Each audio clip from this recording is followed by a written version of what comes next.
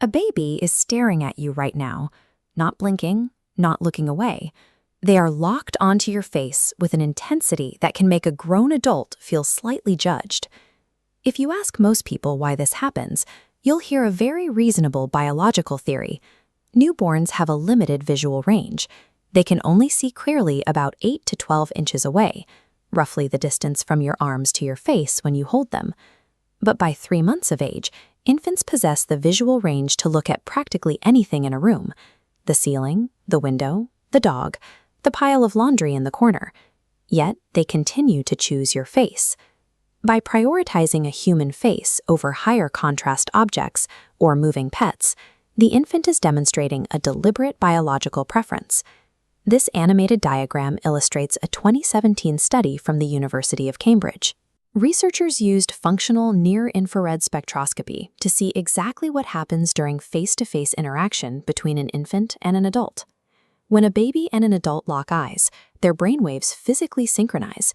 The neural activity fires across two separate brains simultaneously, matching the exact same frequencies and rhythms. This connection relies entirely on mutual gaze. If the adult looks away or maintains a neutral face, the synchronization instantly fails, and the brainwaves break apart into mismatched frequencies. When those brainwaves align, the infant is hitching their less organized neural rhythms to yours. They use the adult's established patterns as a template to help organize and stabilize their own developing neural pathways. Researchers at Harvard Medical School ran a study showing 3-month-old infants' two faces, a total stranger and their primary caregiver. The infants consistently looked longer at the stranger. Cognitive scientists call this the violation of expectation response. An infant stares longest at things they cannot yet predict or categorize. By 3 months, a baby has already logged thousands of hours processing their caregiver's face. They can read micro-expressions, shifts in tone, and slight movements instantly, because the face has become familiar and predictable. By 5 to 6 months of age, babies utilize this familiarity for social referencing. They track the adult's emotional state to decide how to respond to the world. You look scared, they freeze. You look excited, they reach out.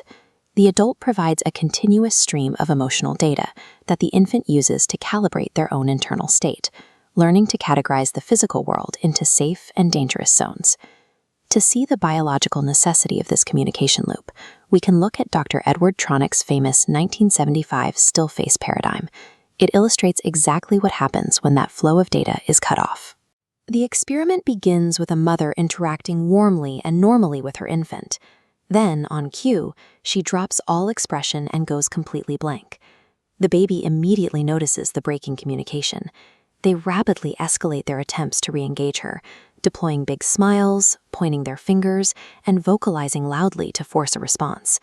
When those attempts fail, a physiological breakdown occurs within 90 seconds. The infant's cortisol spikes, their heart rate rises, and they enter a complete emotional shutdown that mirrors the mother's blankness. Babies are active participants in a constant emotional conversation. Their nervous systems require a continuous two-way exchange to remain stable. This diagram shows an infant's brain, focusing on the prefrontal cortex. MIT research demonstrates face-to-face interaction physically develops this region within the first 6 months. When visual cues are answered, neural nodes rapidly multiply, forming the biological architecture for adult cognition and emotional regulation. Staring back at a baby and mirroring their expressions is literal structural engineering for the neural pathways supporting cognition for the rest of their life.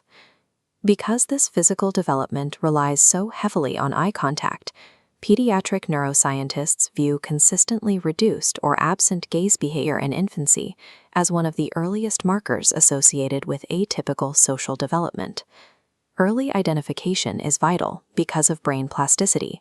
Interventions applied at 6 months yield results that are impossible to replicate by age 2, after the brain's highest period of adaptability has peaked.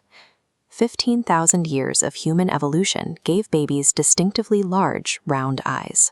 These eyes evolved as a primary connection point between two nervous systems, ensuring the infant is never truly alone in their development. When a baby locks eyes with you across a room, a developing brain is reaching out for instructions on how to be human. The biologically correct response is to stare back.